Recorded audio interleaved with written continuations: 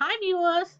In our previous video, we learned that force is a product of mass and acceleration. Now, let's go a bit deeper and understand what is acceleration. Acceleration is the rate at which an object changes its velocity with respect to time. As you see in the image, the car's velocity increases as it moves forward. The graph shows how its velocity increases over time. When the velocity keeps increasing, we call it acceleration. So steeper the curve, greater the acceleration. Now, what if we want to calculate the acceleration of a car and the units to express it? We will calculate acceleration based on the difference between its final and initial velocities with respect to a specific period of time. For example, if a car's velocity has increased from 2 meters per second to 5 meters per second in 3 seconds, then acceleration is calculated by subtracting the initial velocity of 2 meters per second from the final velocity of 5 meters per second and dividing the result by the time interval of 3 seconds. So the acceleration here is 1 meter per second square. Here, meter per second square is the SI unit for acceleration.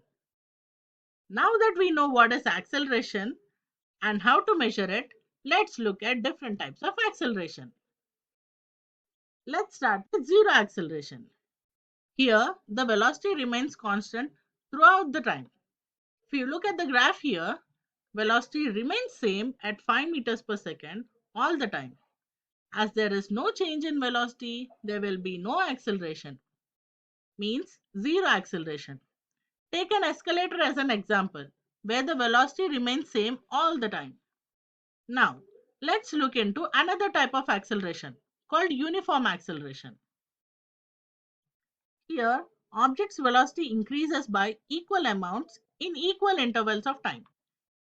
If you see in the graph, the velocity increases by 4 meters per second for every 2 seconds. For example, if you consider a freely falling ball in the image, its velocity changes by 9.8 meters per second for every second. Like for the first second, it will be 9.8 meters per second.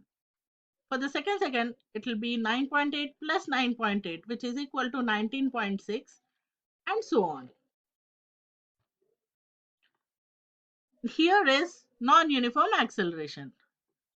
Unlike uniform acceleration, here the velocity changes by unequal amounts as shown in the graph.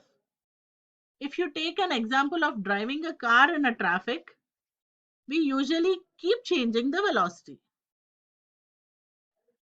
There is something called negative acceleration as well, which is commonly called as deceleration, where the velocity of the object slows down over time. If you take an example of train while reaching a station, it reduces its velocity over time. In this case, the final velocity is lesser than the initial velocity. So, the acceleration will be negative here. So, from rolling balls to racing cars, that's acceleration in action. Hope you understand what is acceleration now.